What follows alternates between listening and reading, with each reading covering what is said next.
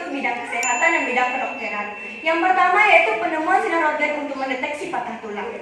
Sinar röntgen adalah suatu tindakan radiasi yang digunakan untuk mengambil gambar bagian dalam seseorang. Dalam satuan internasional, satu röntgen setara dengan 2,58 dikali 10 pangkat -4 Celcius per kilogram. Dalam dosis 500 röntgen kepada manusia selama 5 jam itu sangat berbahaya. Tapi jangan anggap karena sinar röntgen dapat dikendalikan walaupun tidak dapat dilihat, karena sinar röntgen dapat diukur dan dapat ditutup. Yang kedua yaitu dalam bidang pertanian. Yang pertama yaitu penemuan bibit unggul untuk proses rekayasa genetika. Nah, yang kita tahu sekarang para petani itu mencari ide-ide. Salah satunya itu persilangan. Contohnya saja kambing kacang dengan sapi koplo. Kacang memiliki badan yang lebih kecil dan ukuran dagingnya lebih sedikit.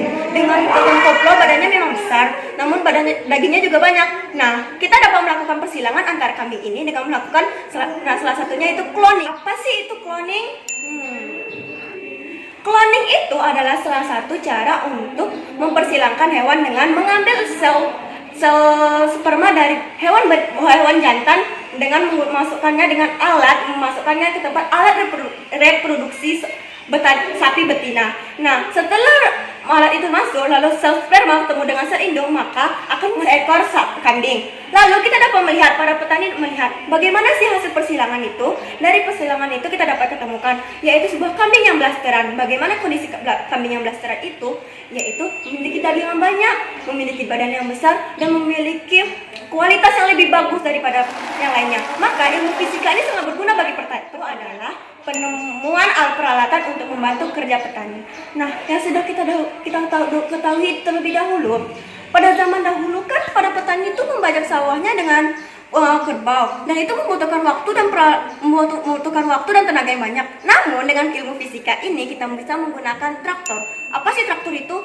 Traktor itu sebuah alat yang untuk membajak sawah. Nah, dengan alat ini para petani itu bisa menghemat energi, bisa menghemat biaya, bisa menghemat waktu. Jadi petani dapat menanam bibitnya secara cepat lalu menghasilkan padi yang bisa kita konsumsi dan transportasi. Teman-teman tahu nggak apa deh gambar kereta api tercepat di Jepang?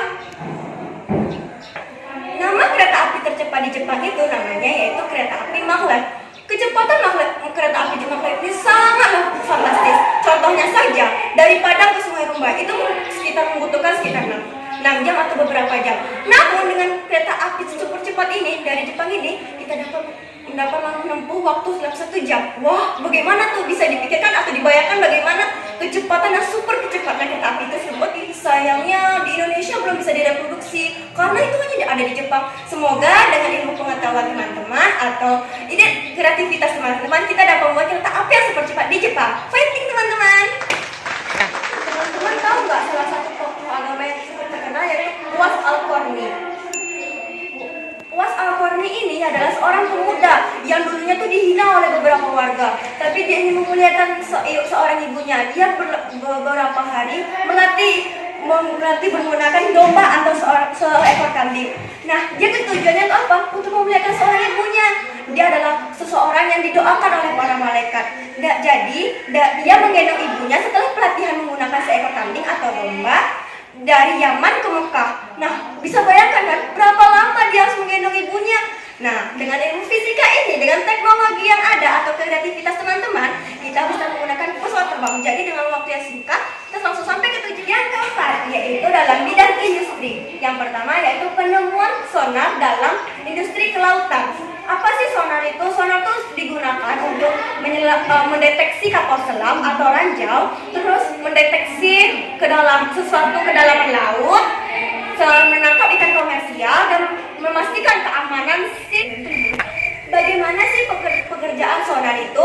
Yang dengan cara yaitu mengirim gelombang suara dari dasar laut dan yang di atas hanya menunggu gelombang pantulan yang dikirim oleh gelombang suara yang berasal dari dasar laut.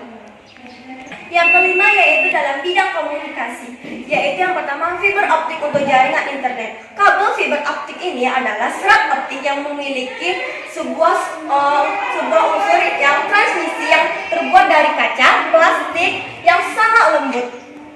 Membutuhkan waktu yang lama, membutuhkan energi yang lama. Namun dengan fiber kabel optik ini kita dapat menghubungkan jaringan atau sebuah surat kepada saudara-saudara kita jauh. Contohnya menghubungkan antara pulau yang tadi saya jelaskan, yaitu antara Sumatera dengan Papua. Itu dengan hanya cara chattingan dengan salah satu saudara atau salah satu teman-teman kita. Jadi kita tidak membutuhkan hal-hal seperti surat itu lagi.